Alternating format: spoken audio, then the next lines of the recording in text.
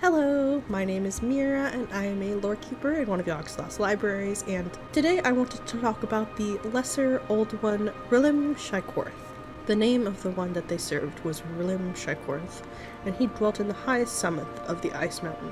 They told Eva nothing of the nature or properties of Rlim Shaikorth, and concerning their own service to this being, they avowed only that it consisted of such worship as is given to a god, together with the repudiation of all bonds that had linked them heretofore to mankind. And they told Eva that he was to go with them before Rlim Shaikorth and perform the due rite of obeisance, and accept the bond of final alienage. At sight of this entity, the pulses of Eva were stilled for an instant by terror, and following quickly upon the terror, his gorge rose within him, though through excess of loathing. In all the world there was naught that could be likened for its foulness to Rlim Shaikorth. Something he had of the semblance of a fat white worm, and his bulk was beyond that of the sea elephant. His half-coiled tail was thick as the middle folds of his body, and his front reared upward from the dais in the form of a white round disc, and upon it were imprinted vaguely the lineaments of a visage belonging neither to beast of the earth nor ocean creature.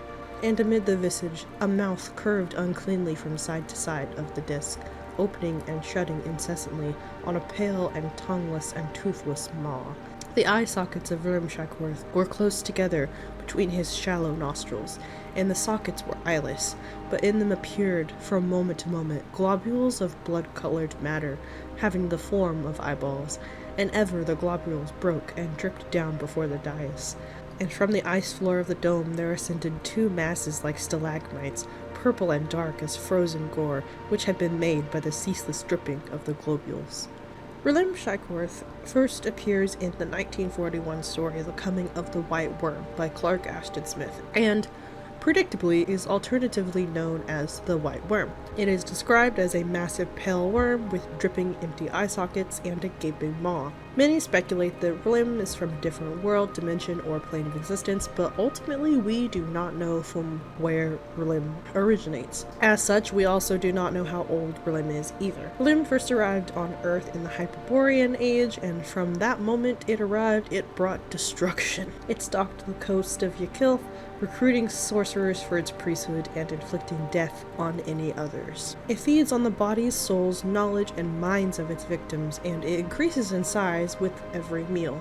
It seems to have very powerful abilities, such as forcing those who get too close into a deep slumber, and the ability to possess those that it has charmed.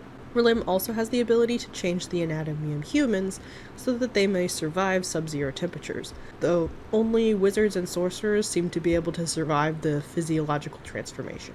Yakilth is now Rlim's iceberg fortress, which it has complete control over, as if it were actually like a sentient thing. Rlim Shaikorth is not a Grey Old One. Indeed, it is implied to be one of their enemies. Link Carter would later add to the story of Rlim, claiming that Rlim serves Cthulhu's son, Apumsa. Many have pointed out the similarities between Rlim and Vtuber, as both have the ability to consume the minds of their enemies as well as control a sentient fortress.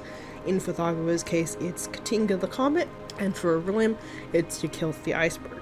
This could indicate that they're related in some way, or it could just be that they're inspired by one another, or it just could be a coincidence. Regardless, Rlim Shaikorth was supposedly killed by the mage Eva, who killed it while it slept. When that connection was shattered between it and its fortress, Yakilth fell along with its master. Anyway, we may never truly know, but that's part of the mystery and the fun of cosmic horror. So, thank you as always for hanging out with me today and listening to me ramble, and I hope to see you next time here in the library.